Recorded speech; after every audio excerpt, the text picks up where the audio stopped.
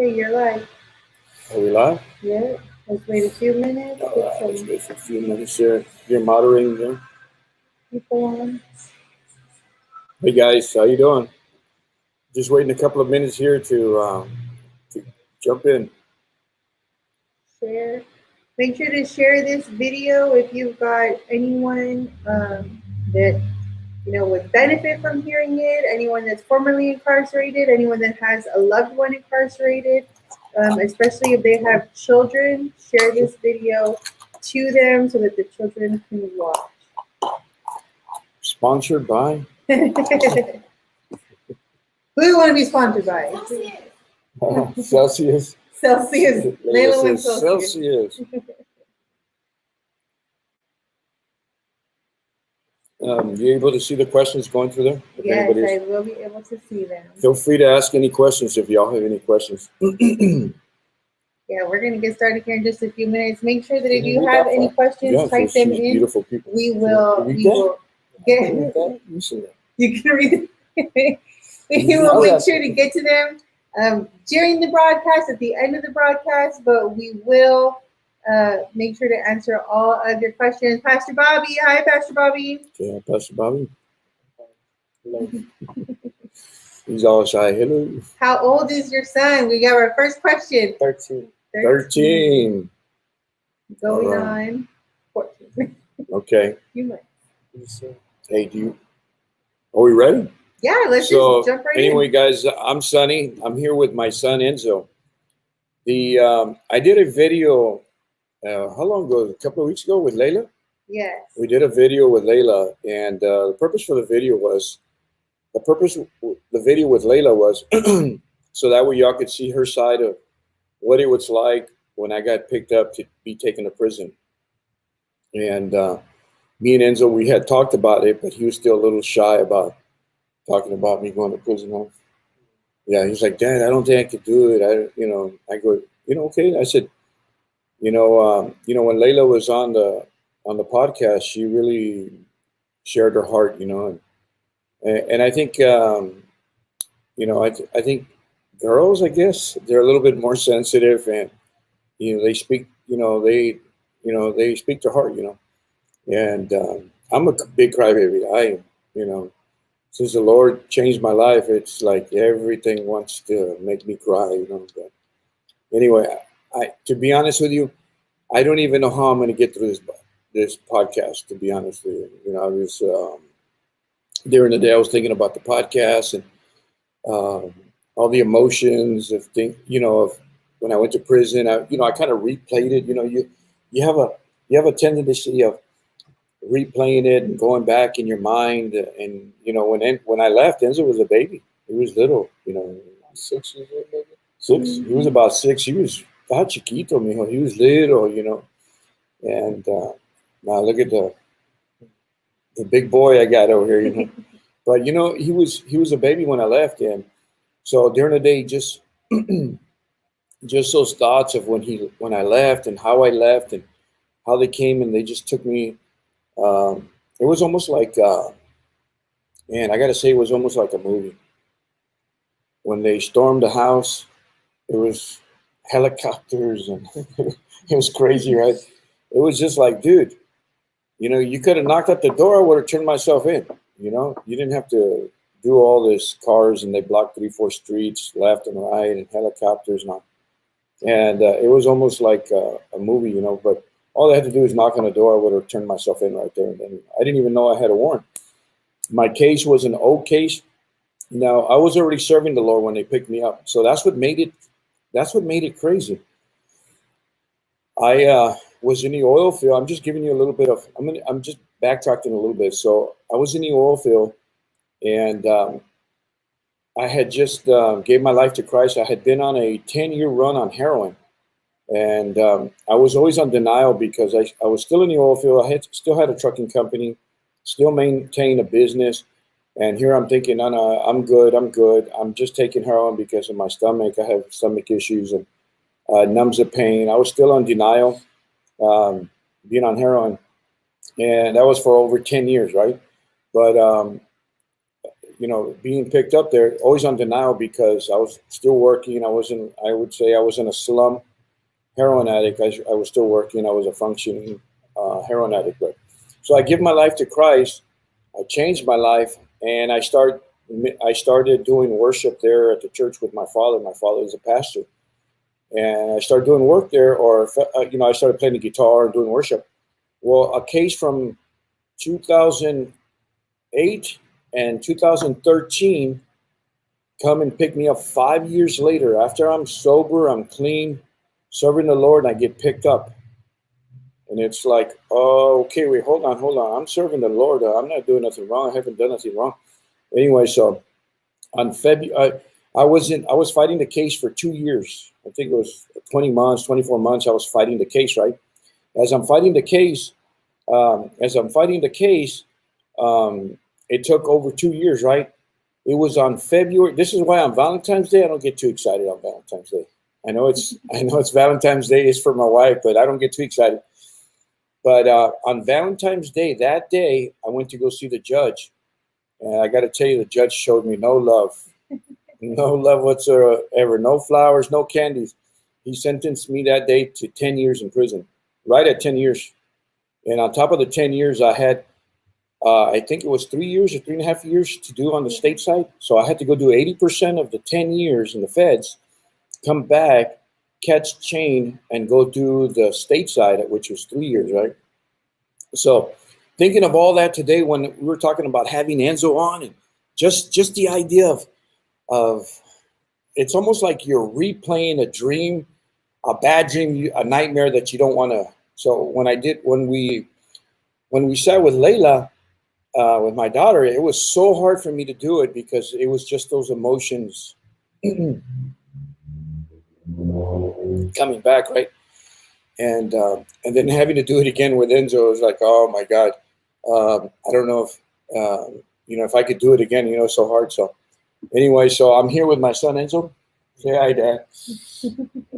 When I left, how old were you when I left? I think about 6 years old. 6 years old. Do Do you remember the night it happened? I don't remember the exact date, but I remember I was sleeping on the couch. I'll tell you the exact date. It was April 25th or 26th? 25th, right? Yeah. 3 a.m. All the Dobermans going crazy. All the dogs going crazy. Helicopter. So you were sleeping on the couch? That was the one day that you said you were going to sleep on the couch. Yeah, right? that was one day he slept on the couch. He has his own room. So what happened? They're just like banging my door like really loud. They said like 10 seconds. Like they would give us like 10 seconds to get the house up. That was like the amount of time that they gave. They were, it was pretty loud. They were just banging and yelling. And, so I went down that bike ride. So that's the main thing I'm still stuck on. So explain the bike ride. All right. So the next day, me and him and Layla, it was a family thing. We were all going to go to a bike ride. I think we were going to, was it the Pearl or something like that? Yeah, what was it? The Pearl, the park. We were going to take a 5-mile bike ride in the morning. This was, I think it was on a Thursday, so we were going to take a bike ride that day, the next day in the morning. So he says, I still remember we didn't go for the bike ride. We still haven't. We've been out for like a year.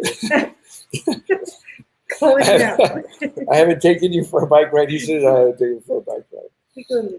Well, I mean, we're always in the gym, though. We're always in the gym. We work out together. So the crazy thing was that he was a baby. And then when I got out, he was, my wife had been taking him to the gym and working out. And, God is good, man. You got to see the goodness of God, 10-year sentence, 3 years in the state, 10 years in the feds, 5 years. That's all I did is 5 years. Right? Enzo would have been 21. Enzo would have been 21 when I got out of prison. Yeah, so. Oh, the 10 years, right? Yeah, the 10 years, the 3 years, would have been 21 years old by the time. Yeah, it would have been crazy. Hopefully you would have been in college or something. But. So what do you remember from that date? In your mind, 6 years old, what do you remember? 6 years old, they're knocking down the door, getting ready to kick the door down. What do you remember of that day? I remember Layla was crying. I remember that, and then And you know, I thought we were trying to keep y'all. We were trying to keep them for not making any noise. Very loud. They were banging on the door, lady. Hard, right? I remember we were Dang, telling them man. like wait. Y'all were like yelling like hold up and wait. Remember that? You know, the thing is that because of because of the case, it wasn't a drug case. It was taxes, and I think it was county lines sending money over state lines. It was white collar. It was a white collar sending money from one bank to another. You know, so it was a white collar crime. So because of that, they didn't kick the door down. He was patient. He told me, "Hey, if this would have been a drug case, we would have caught you asleep. The only thing we showed you respect there because of the case, but you know, the judge didn't. But okay, so." So the coming days after that, how did you feel a couple of days after that was gone? I guess I was like kind of like sad. I mean, I don't really remember like not too much. I remember this one certain thing that after we were talking to that one guy, one of the police. Remember we were talking about bike riding. Yeah. We're talking about why it's good to wear a helmet and just not because if you fall, you can like hurt yourself. I remember we were talking about that. Yeah, he was trying to. I think he was trying to. I think he was trying to be nice. Comfort. I mean, to comfort you, or you know. And I know they kept saying, "He'll be back. We're just gonna go. We're gonna go get him checked in." That was a lie, by the way. that was 5 years later, they brought him back. 5 years later, they brought me back. But so I remember him telling Layla too, right? They told you he'll be back. He's gonna be back real quick. He's just gonna go get. We're gonna go get his paperwork, send him in, and then. So that was hard for me because they had told him like he's gonna come back, and the kids kept asking me constantly like, "Where's Dad? What's going on? When's he gonna come home?" And we just didn't have any answers. I think that was probably the most difficult thing is not knowing what was going on. I think one of the difficult was for me was the uncertainty, right? You just don't know what's going on, and I remember somebody else who was in our group was trialed. He was supposed to get 20 years out of this case, and so when I was thinking of what was going on to him, I was like, man, I was worried that I was going to get 20 years myself because they tried stacking. What was it, 56 years on me? 56 years on me, and you know, the attorneys kept working on it. Yeah, 56. I would have been 100 years old when I came out. But like I said, God is merciful, man, and you know, one thing about God is He has a plan for you. You know, when He has a plan for you, and a purpose, it's going to play out. God's going to see that purpose and that plan play out. You know, we may not see it. You know, you may not see what God's doing behind the doors, behind the situation. You may not see it because you're overwhelmed with everything that's going on. You know, I just remember, I didn't blame God. I knew it was an old case that came in. God had nothing to do with it. I didn't blame God. I didn't blame anybody. I was more mad with myself. I think I was more mad with myself because I got caught up. Trying to buy and sell trucks, and I just got caught up. But when God has a purpose and He has a plan for you, He's going to see it, and God will use people, places, and situations to get your attention. And that was my reality or my wake up call there. It was crazy. So what about the first time that the very first time, because you were in GEO, with the GEO unit, and we talked about this before, but the very first time that we went to the GEO unit, I went by myself, and I didn't take the kids. But the second time, because we're here in San Antonio, God still provided a way for us to see you. Right. But that first time, do you remember going to see? I was nervous about taking the kids there because that was like the worst place. I really didn't want the kids. Look, when you're in prison or you're waiting trial, I mean, you're not going to be able to hug your loved ones. It's through a glass. You remember the glass? They would come see me through the glass, but I didn't want them to see me that way. I remember thinking, man, if I can just get through getting sentenced so they don't have to see me. I remember my father wanting to come see me. and he was already what 80. Dad was about 80. I Yeah. think he's about no. Isn't he like? How old He was was he? getting turned 89. Yeah, he was like 79. He was 79. Yeah, and then he wanted to come see me, and I was like, I would tell myself, no, I'm not going to put him on the visiting list. One is that I don't want him to remember me this way, and one is I don't think I could just see him and not getting the wreck myself, just fall apart. Because if I knew that if I saw my dad, I was going to get wrecked. And so when the kids first came to see me, do you remember coming the first time? Yeah, I remember the first time we went. Didn't we go? I think we were like at the first stall or like the very last stall. Right? Yeah, probably. It was one of the last stalls. When they would come in, I would always tell the girl, "Hey, put me towards the end, so you could see the like make sure." Yeah, that was one of the things. You always want to take care of yourself. Staying towards the back. But do you remember that? Yeah, I remember there was a window that was like. You remember someone had punched a window and the whole window was like shattered. It didn't fully break though. It was like dented in. Yeah, the glass is about 2 inches thick, and somebody shattered it with a fist. But so I remember when you would come over, you would because I started working. It was crazy when I was.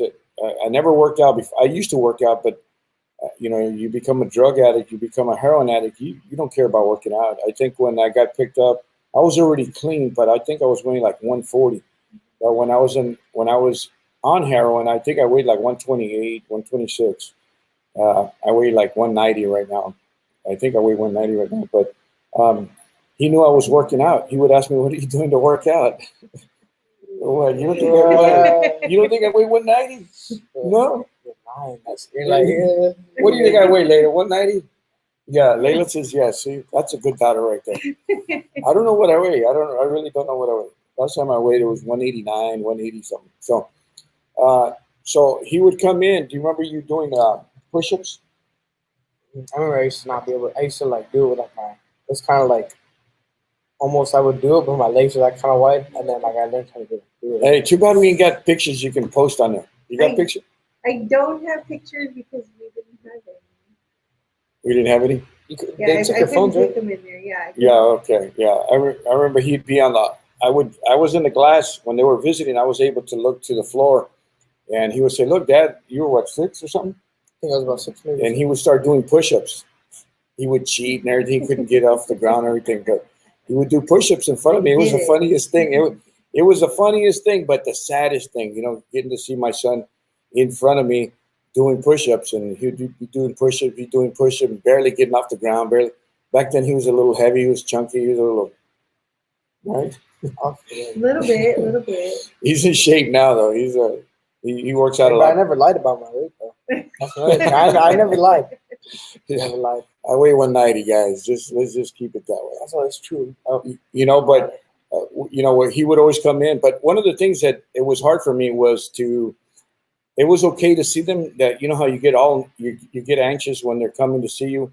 The hardest part for every inmate, when they're you're in a waiting trial, or it's not being able to touch your family. It's hard, man. Let me tell you, it's one of the hardest things. I remember my dad used to come. And my dad would put his hand on the.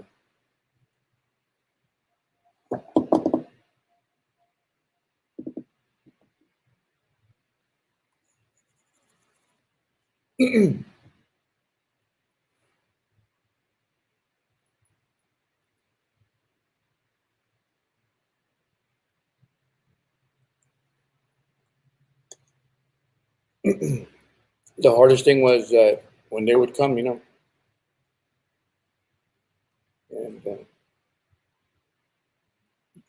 I mean, you can't touch them physically, right? Because there's a glass, but you put your hand on the glass.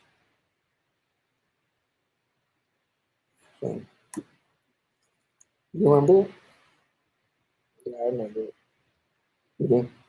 So on the way home, what did y'all talk about? I know Mom would get wrecked. I know she'd start crying and everything, but what was it like going home? I would talk about like how unfair the prices for the snacks were. They're like $5 for the Skittles. They're ripping us off over there. Actually, one thing that we did is we never went. Unless it was late at night, we didn't go straight home, right? Like we went walking downtown. We went. I always try to make it like not so depressing. so yeah. bad. Well, I was like, Let's go for a walk, you know. The thing is, Mom did a good job. I mean, she always took y'all trail. Y'all used to do the trails. I used to go bike riding. She'd take you for walks and take you to the gym. And I mean, my wife.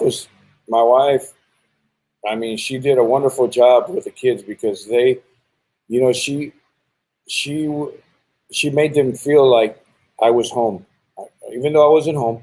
I was still looking at to get 10 years or more, but um, they did a lot of activities together. My wife did a lot of activities with them. They would go. I mean, they would go swimming. They'd go to Corpus. They'd go bike riding. I mean, she just kept them busy. And one thing about it is, if you have a loved one that's in prison, if you have a loved one that's in prison and you're a mom here, the best way to do it is keep your kids busy. Just keep their mind busy, doing something, go do something, go to the park, go to the movies, go running, go jogging, go bike riding, go climbing, mountain climbing, go do something, go canoeing. I know y'all went canoeing, y'all went zip, what was it, zip? yeah, we did. What do you call that? Zip? Kayaking. Yeah. We did zip lining. We Zip did lining. that. Yeah. I didn't like the kayak. Wall. No, I hit, Yes, I hit you a did tree and a not. bunch of spiders got on me. So Yeah. so I get them off. So they, she kept them. She kept them where kept their mind busy. That's one of the most important things. So, um, so what was the difference from being there at the jail and then when y'all went to go see me in prison there in Texarkana? The drive was horrible. It was It was It was, horrible. how many hours though? It was like, wasn't it like 10 hours and like 20 minutes or something like that? It was like 10 hours Was it because 10? we stopped And then at 20 minutes. every Buc-ee's along the way. That's Oh all. Jesus! No wonder y'all spent 20. So they sentenced me. So I get the sentence, and they sentenced me to Texarkana, 500 miles away. So they sent me to a drug treatment, yes. which is a drug treatment. So I didn't qualify for the drug treatment. I just didn't qualify. So there I am, 500 miles away, when I could have been in Bastrop, only an hour away. So it was pretty difficult to be out there. Do you remember seeing me for the first time? Yeah, you looked a lot. Like, you could tell you were like bigger. You Was- weren't so like skinny. You Oh, look I was- kind of intimidating, but like not intimidating enough to scare me. You're like you're kind of scary, not so scary. Still a little jerk, but I remember the same thing. You get them. The cool thing was that when they did come see me there, I was able to hug them. I remember the first time hugging Enzo. He was still little. We got pictures of from the prison. He was small, and gave him a hug, gave Layla a hug, gave my wife a hug, and I mean, it was just. I mean, I can't say enough that physical contact, just being able to hug your people. But even though that they're going to leave, that afternoon after they visit you, but it was nice to have it. And I had Enzo on one side, I had Layla on the other side, and just hugging them and kissing them. They were little at the time, so it was pretty crazy. Um, so do you remember? Do you ever remember? Do you ever remember walking in on me using drugs? It was only one time. That only time that I remember was like whenever we were a little bit little. We went to I forgot the place was. Where was it? Like the whole area that we lived at. Oh, It was a yeah, nice area. yeah. It was a big mouth, big mouth. Mouth, something like We had a new house there, and I don't know why I'm going to say this, but we were talking earlier, and I remember when I was a kid. I remember walking in on my father one day, and he was slumped over. He was slumped over, and he had a needle in his arm, but he had the tourniquet right here. But he, as soon as he released the tourniquet, he slumped over right away. I remember. I think I was maybe your age, 5, 6 years old, and I remember going over there and taking the needle from his arm, and I remember just cleaning him. Taking it. There was blood was dripping down his pinky to the floor, and then he had a cigarette on his hand. This is before God changed my dad's life, right? And as I grew up, I never wanted my kids to see that.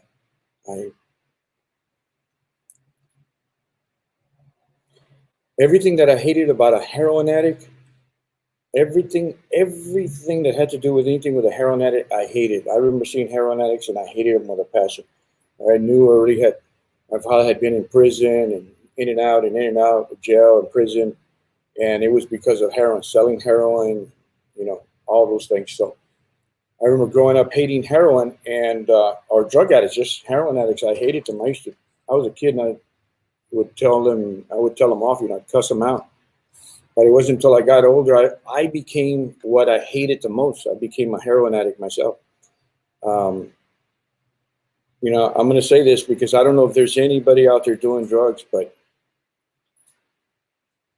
so I never wanted my kids to see me do drugs or use drugs. I knew they knew I was on drugs and they knew I was on something. Did you know I was on something?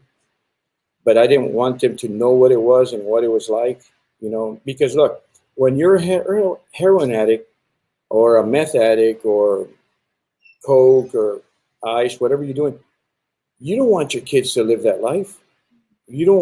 That life is not a life for you and your kids. You don't want your kids to go through that. You don't want them to see that life. And I didn't want that for my kids, but I just couldn't get off that Ferris wheel. I just couldn't get off of being a heroin addict. There was so many times I would try a rehab because I was in the trucking field or in the oil field, and I had money, so I would commit myself into a program, and for 3 months pay $8,000, $11,000 cash, and then just say, man, I'm going to change. And I'd come out clean, and about a month later, man, I was using heroin again. And I tried it 3 or 4 times, and it wouldn't happen. I went into rehabs, and it wouldn't happen. But it wasn't until this incident here. So I'm at home, and I remember I had just fixed, and I turned around and I put my what was it, my foot? I think it was on the toilet, and I turned around. To shoot up, and I remember.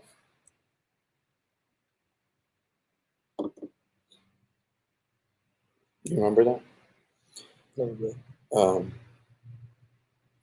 So I remember my son grabbed my leg. He was little. He was probably 5, maybe younger. About 5. And he grabs my leg, and I had just turned around, and I was fixing. And he grabs my leg, and he goes, Daddy, are you sick?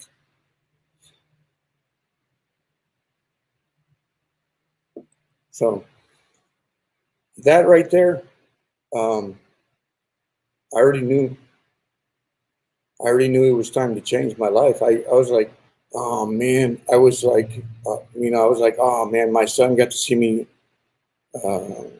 shoot up heroin, and it just, at that point, I just knew that I was going to change at whatever cost.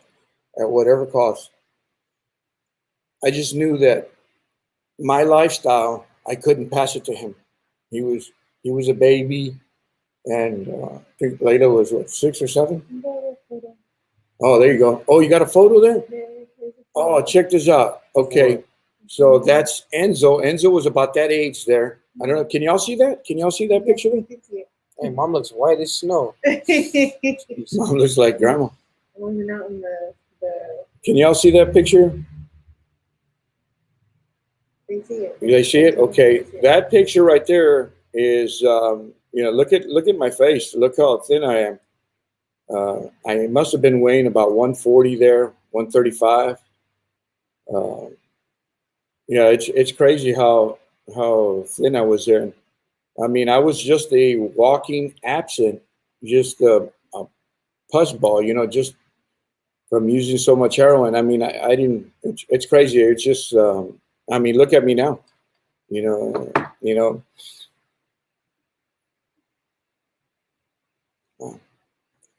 crazy to see that picture. But so I knew that I didn't want to. I knew I didn't want to give that life to my son. I knew that life had destroyed my father's life, and it had destroyed my life. I had been married before, and it just destroyed that. I mean, I just destroyed that family, and it was because of my drug addiction, And I just, at that time, there's where I was at my lowest there. I was really at my lowest. I was sick and had cirrhosis and kidney failure. and it was because of the drug use. And I just knew that it wasn't a life for me anymore, and I wanted to change, you know. And the thing is that when you're an addict, you don't want to be an addict. Who wants to be an addict? Who wants to lose everything? Who wants to lose your possessions? Who wants to lose your house? Who wants to lose your car? Who wants to lose your house? Who wants to be in the street? Who wants to lose your wife? Who wants to lose your kids? Who wants CPS to come in and just break up the house? You know, that's when the enemy comes in and he breaks that house. His job is to steal, kill, and destroy. When he comes in, he's going to break that house, you know. And yeah, I just knew that it wasn't for me. And I had so much love for my kids. And I was like, man, I got to do something. I got to change. I can no longer continue with this lifestyle the way it is, and I have to change. And that's when I started asking God. You know, it was hard to be in prison because I knew that Enzo and Layla and my wife were at home, and she was raising them by herself. You know, she was a mom, she was the dad, and you know, and every time I would think about Enzo, I was like, man, he's growing up. He's growing up without me. I'm, you know, I should be home. You know, you know, there's, oh, nice picture. You can see Enzo's growing up there. You can see chubby Bubby, a little chubby Bubby there. Enzo, yeah, Enzo's a little chubby there. So that was, I think, the first time Layla was rebelling there with red hair. So yeah, if you have any more, put them up there. So you know, it was, you know, being a father, you know, we're called to be the father, the head of the house, and then, you know, the father not being there, the family breaks. The enemy breaks the family. And, you know, I just could not imagine if me not being there and Enzo growing up to be a man and not having a dad figure, my daughter not having a dad figure there. And, you know, just the decisions that he would make if I wasn't there, you know. So a lot of things came into play there. And what was the hardest part of me being gone? Did your friends say anything about me being gone, or what? Your friends knew I was in prison, or I was in jail, or?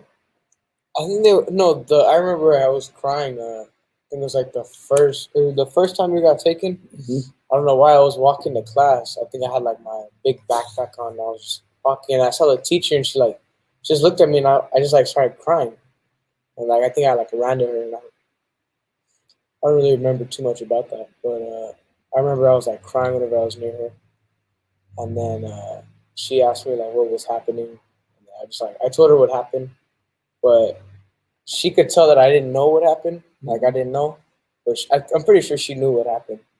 And my friends were like asking me what was wrong, and then I told them like I didn't know because I didn't know what happened. It was just bad. That's all I know. It's just a lot of stuff happened like really fast. It was just like one thing after another. And then who took us to school? Wasn't it Chelsea's mom? Or what's it called? The neighbors? They took you to school. So, okay, so I went to prison, came back. What is it like? What was it like knowing that I was coming home? Were you nervous? A little bit. Yeah, you were nervous. What were you nervous about? Well,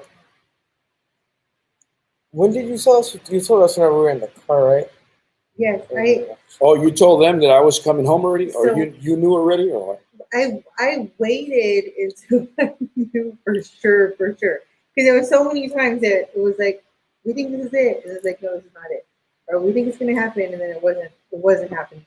So I waited until we were 100% sure that you were coming home, and so once I knew that was it, you were coming home.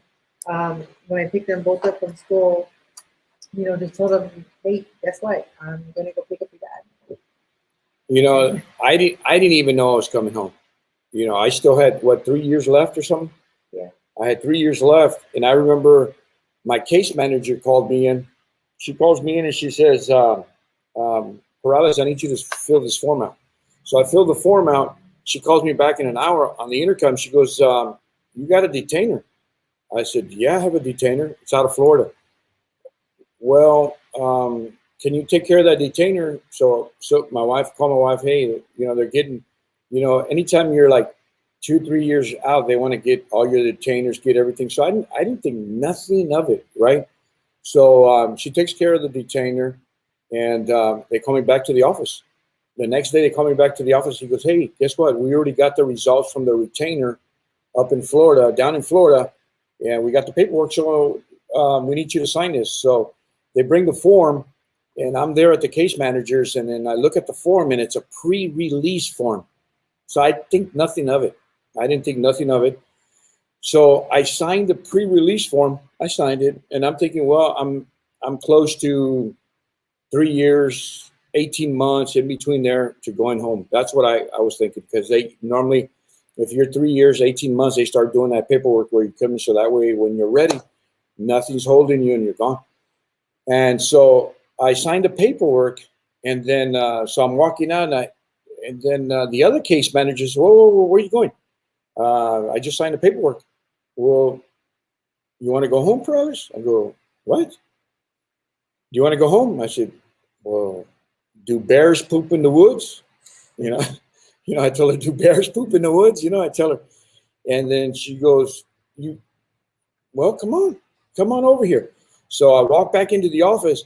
It wasn't until I put my hand on this black thing and I put my signature, my thumb signature on it, I knew I was going home right there. I still had 3 years left in the feds, and it was like, it can't be. It can't be. So I tell my case manager, Miss Sanders, and I'm still, my fingers on the paper, and I go, are you sure? I still got a lot of time left. Peralez, you want to go home or not? And I said, of course I do. I want to go home. Okay, then. And then she took the paper, and that was it. So within about an hour, they called me, and she goes, you're going to quarantine tomorrow. I was like, what? You're going to quarantine tomorrow? Meaning that I was going to be in quarantine for 14 days, and then my wife could pick me up. So I was like, what? I was like, what's going on here? But the thing is that, when God, man,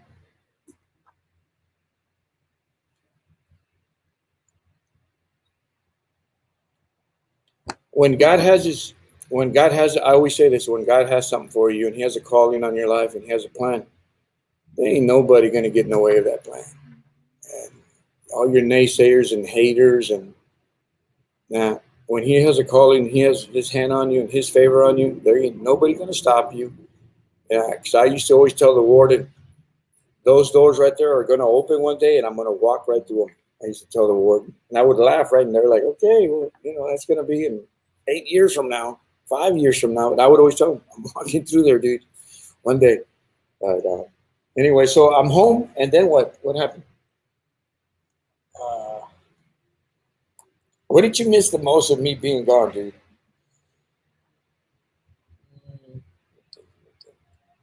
Huh? Let me think. We couldn't watch movies. Watch movies. When I came home, we started a regimen right away. Got him into boxing, got him into jiu-jitsu and working out, and so he still follows it every day. How many days you go to the gym every day? I mean, every week.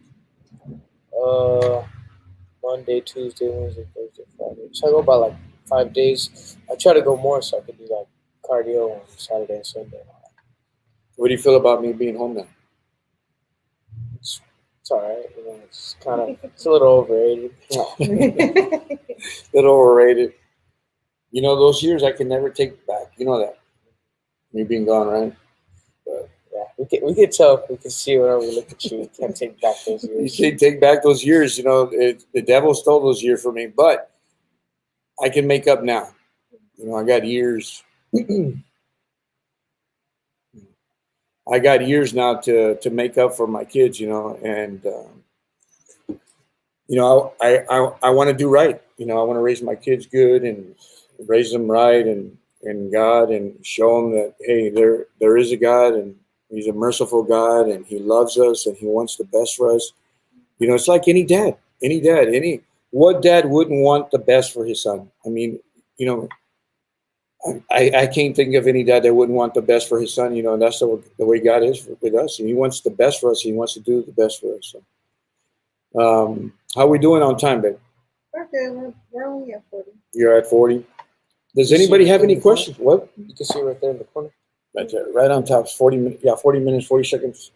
So, you know, like I said, I never wanted this on my kids, you know, going to prison and stuff. But, you know, I can say one thing though. I can stand here, sit here with my son Enzo, and say that God used.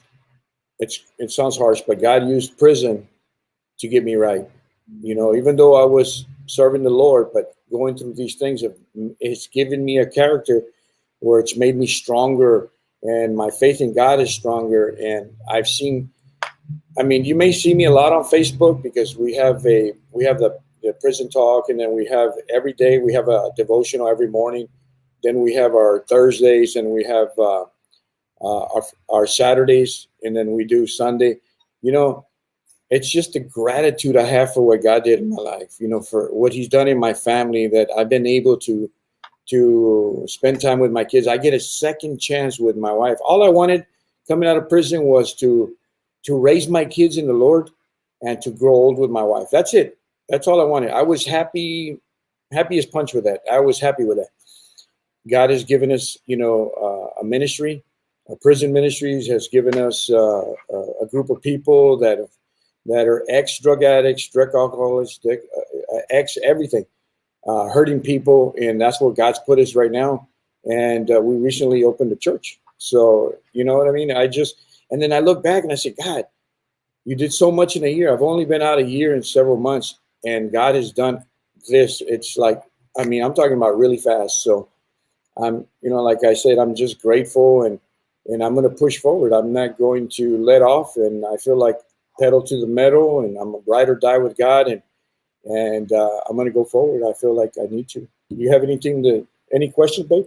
Do y'all have any questions for Enzo? No questions yet, but Enzo, is there anything that you want to share? Anything that you remember? Or What about kids that their dads are in prison? What advice would you give them to keep themselves busy? Or that's a question you just got. Don't count the days. You'll lose track. You know, that's one of the best things. Just I don't know. It's kind of like don't really focus on it. You know.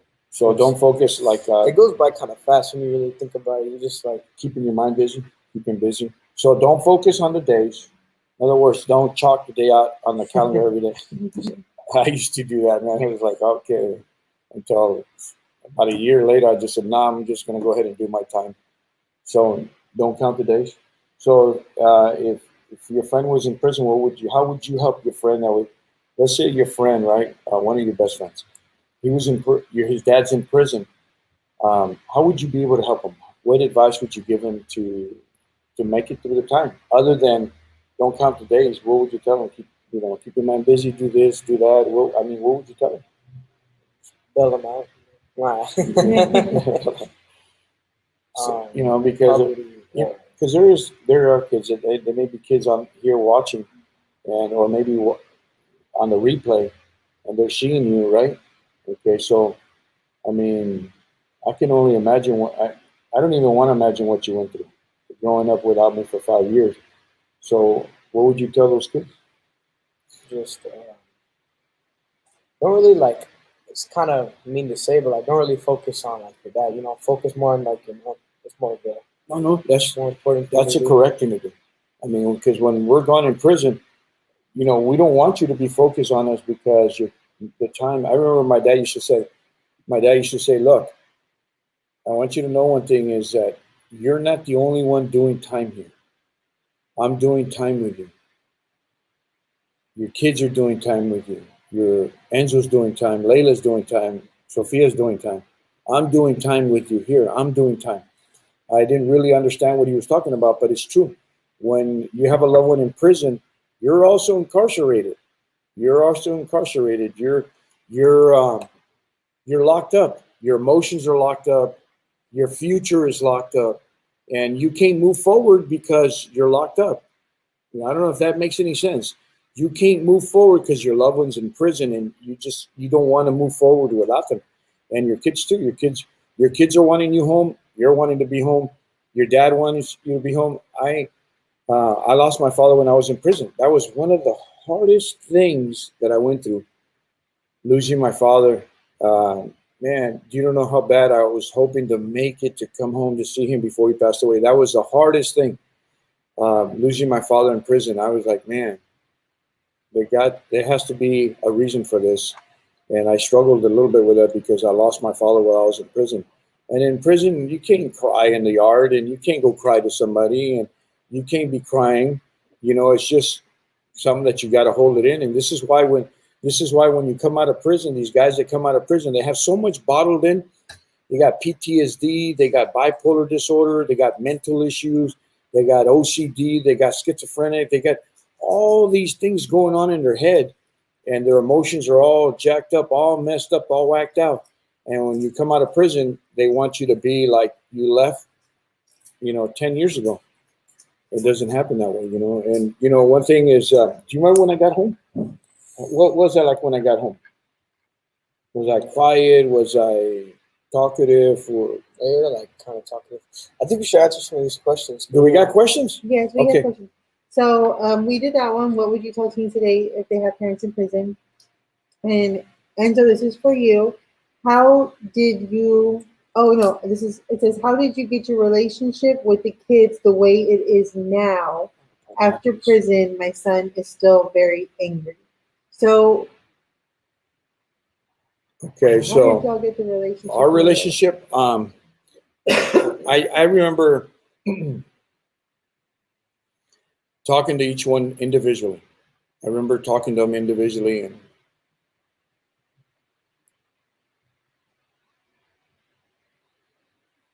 asking them to forgive me.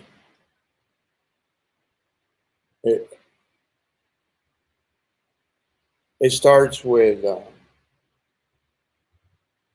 whether if it was your fault or what happened, you left, and in their eyes, you left us to fend for ourselves. You left us. And sometimes in their eyes that it was like we meant to do it. And sometimes our lifestyle that we live in, that's where it puts us. Our choices, there's where our choices put us. And a lot of times it's hard on them. It's hard on us because we're going through the emotions of going into prison, but it's harder on them because they're babies. They don't know how to process it. So they grow up with anger. You weren't there at his t-ball games. You weren't there at his football games. You weren't there at his basketball games. You weren't there on his first date. You weren't there so he can ask you for advice. You weren't there when he needed his car fixed, how to fix a flat, how to change, how to get oil change, how to do a tune-up. You weren't there for those days. You weren't there for those days. And a lot of times the kids will hold it in because, man, mom moved on. Sometimes the wife moves on and then they get a stepdad. And stepdad's not going to treat your kid right. It's your son. No one's going to treat your son better than you. So when the wife moves on or the ex moves on, they're upset because the wife moved on and they left you behind, but you also left them behind. I don't know if that even makes any sense, but so there's a gap, there's a separation, right? The enemy comes in and separates you from there. The way I did this, you're going to have to, it's a sensor light. Sorry, guys. There it is. Yeah, let there be light. I think that was better, actually. What's that? No. So I remember talking to Enzo and Layla separately. I caught them by themselves and I said, hey, look, I'm sorry. Forgive me. It was the hardest thing to do, but I had to do it. I had to make amends with them and tell them that I loved them and that I missed them and that I'm not going to be gone anymore. I promised them that I would be here for them and I would be here to see, God willing, that I would be here to see him get married, my daughter, for her to grow up and see her get married. It starts with an apology. That's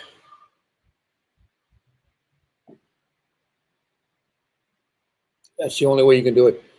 You have to be the better man, even though he may be a grown man now. He may be 30, 40 years old. I remember coming out of prison. I had a son that was 40 years old. And having that relationship. Hey, I'm sorry. I wasn't the father I should have been, growing up, and I want to apologize and forgive me for being that person, being that man. But God has changed me now. I'm a different person. If you want to spend time with me, I'm here. I love you. And talking to my son, just talking to my son, and I was blessed that my son, when I got out, you were 12, 11 or 12. I think I was 12. You was 12. You remember being angry with them? Did you Do you ever feel remember ever being angry like that? Did you ever blame God? Not really. No? You blame me? You didn't blame me? So you were never angry or anything? No? No, I mean, I feel like it was kind of like a needed. I mean, back then you were like aggressive. I mean, you're still aggressive, but like you're more like a passive aggressive. A passive aggressive. You're more like a. Have you ever seen like an old person get mad where they get mad but they can't, like, they don't do anything. They just like they yell at you. So it was kind of like that. But Back in the day? no, back then you were more aggressive. Yeah, back then I was more aggressive. Christ wasn't in my life, and I was just like, I would fly off the handle and get into fights and arguments with people I didn't even know. So there's a big change. Can you change? Do you see there's a change me serving God now? Yeah. Yeah. Just, More passive, more like more passive, more calm. Yeah, that's what God does. So for that question is just go ask for forgiveness, and all you can do is show love. Be kind, show love, and they'll come around. They'll come around. I know what I'm telling you. They'll come around. And the other day we were talking about doing videos. Put a video, get a video, turn it on, record yourself, and just say, hey, let's say his name is Mike. Hey, Mike, this is your pop. I want to tell you that I love you. I miss you. I know we're far apart from each other, but I want to tell you whatever happened between us, I don't blame you. I blame myself and the lifestyle I lived and the way I lived. I want you to know that I love you and I miss you, and I wish I could make things right. And then send that video to him. Those videos go a long way. If you can't call him, he won't answer. You don't have that relationship. Start sending those videos. Start sending videos to him. That makes a big difference. Any other questions? Did you think that y'all would have this kind of relationship when Dad got home, or did you think you were gonna be different? I don't know. I wasn't really like aggressive around it. I've never been too aggressive. But did you think, hey, when Dad gets out, we're going to start this great relationship, we're going to get along? Not really. No? No, it was more. I mean, back whenever like you were here, you kind of like spend time with Mom and like Layla more than you spend time with me. You still do it now. You either talk to them or talk to Layla. Like Layla did it. You did it whenever we were at the house too. I asked you. I was trying to talk to you, and you just were like walked off. Walked off? Yeah, you walked off. You had like walked away. I was like, all right. So, Bibles, so yeah, Pastor Bobby has a question. He says, even if God is, Enzo, if God is good, how do you explain your dad being taken away? Oh, that's a good one. If God is good, what do you say? I would say it was needed. I mean, it was kind of weird because you were like in the ministry, right? Whenever you got taken, I think it was more like, I don't know. That is a good question. I don't know. He kind of showed you because he's not gonna take you whenever. I mean, he could have took you whenever you were like down at that time, but I think he'd rather take you whenever you were kind of like at like that kind of like top, just to show you like that you needed to improve a little bit, like a lot more. Does that make sense, right? I was always grateful that God never picked me up while I was on heroin, because I mean, when I went through detox, it was I ended up in the hospital twice, dehydration, and it was really, really bad. The changing point was when my son saw me use drugs. That was a changing point. So when I made that decision to change, I did it at home. I made I got all my family together and said, hey, look, I'm going to detox. I'm going to do it here at the house. And they were on belief. What? You're on heroin? But your dad's a minister. Your dad's a pastor. How could you knew your dad was a heroin addict. How could you get on heroin? you're too old to be on heroin. You're 40 years old. Why would you? It was just all this. But I had an intervention, and I just said, you know what, I'm going to change for my son and my daughter, and my wife, and I'm just going to get it right. This is the time. If this kills me, it kills me, but this is it. So you have a question from Cameron Poe that says, I have a question. When did you know you had enough of your old lifestyle and of your old addiction? Man, the thing is that you get to a point where you're just fed up, man. And I know where you're coming from.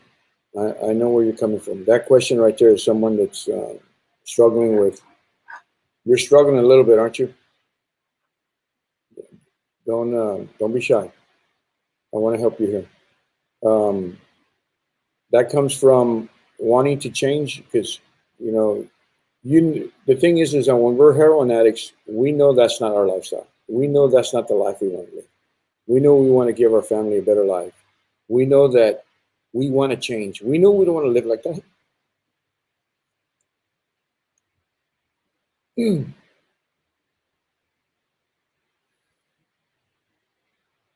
We know.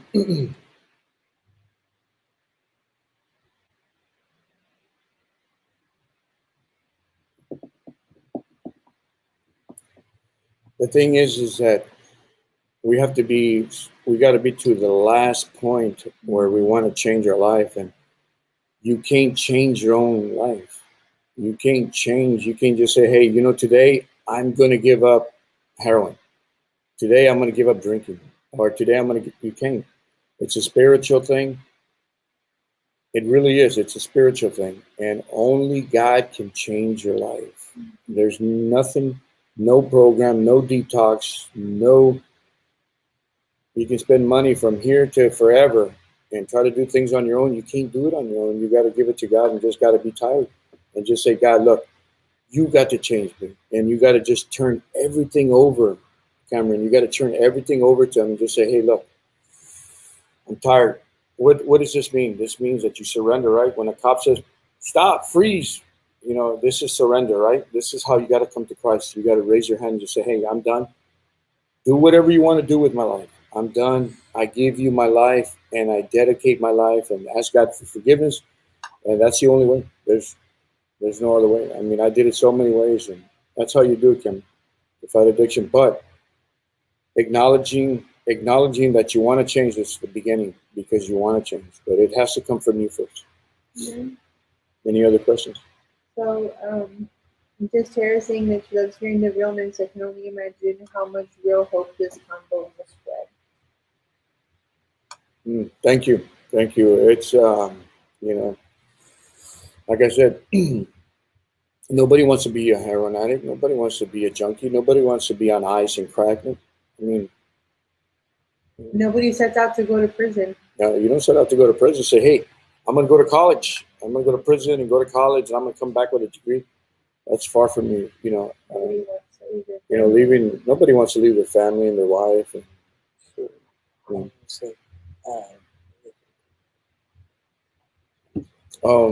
My son, a friend of my son's friend, he OD'd the other day. It wasn't too recently. It was maybe about a month ago. He was friends with he was kind of like my friend. I talked to him once or twice, but he got drugs from one of his friends. I think it was like acid. Yeah, he took about, I think it was like 4 or 5 of the tablets. No, like 3 or 4. They put him on his tongue, and they said that he overdosed. So whenever they found him, he was lying in his bed, with bleeding from his nose and his mouth was foaming. So the thing is that it was his little sister that found him too. The thing is that the enemy wants our kids. You gotta talk to them. That's a big thing, just talking to your kids, because if you're not talking to them and letting them know, especially if you have lived the lifestyle, if you are fully aware and you know what happens and what comes with it, be the one that tells them, hey, you don't want this life.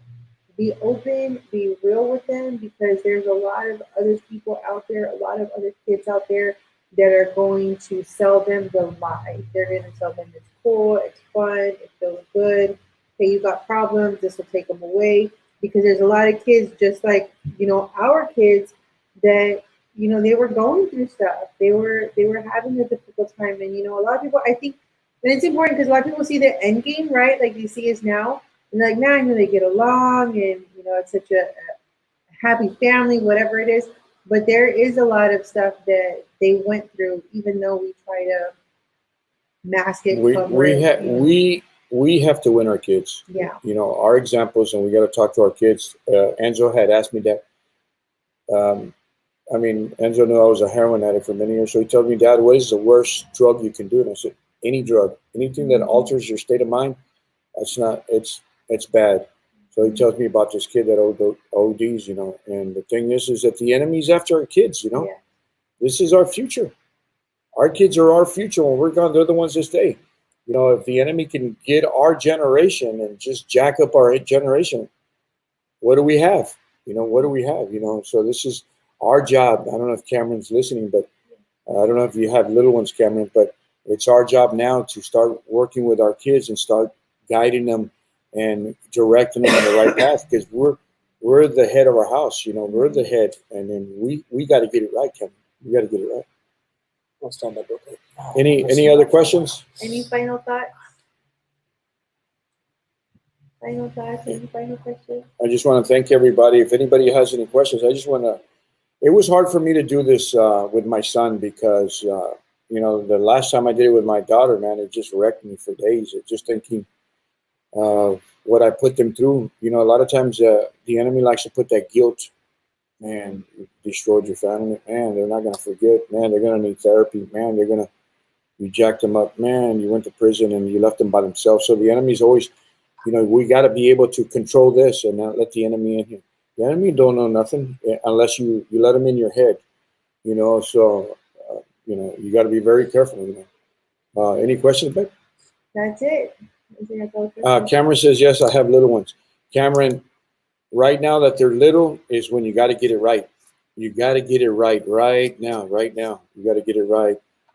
And I'm here, Cameron. I'm here. If you ever need anything, just I don't care if it's 2 or 3 o'clock in the morning. I've had people call me at 2 or 3 o'clock in the morning, and whatever I can do, if I can pray for you or I can walk you through. But I'm going to tell you one thing, Cameron. You need a support group. You need a support group. What really helped me was my family being a support group. So you need a support group. And it doesn't matter if it's here or in your church or wherever you're at. Just find yourself a good support group that, they're preaching the word, teaching the word, and discipling. That's what you need. You need discipleship. So just keep going, Cameron. Don't give up, man. Don't give up. Don't give up. Don't let the devil win. Don't give up. Just keep going forward. Just keep going forward. When you change everything else, once you change, the man of the house changes everything. You change the realm. You change the environment. You change everything. You start changing because you start thinking different.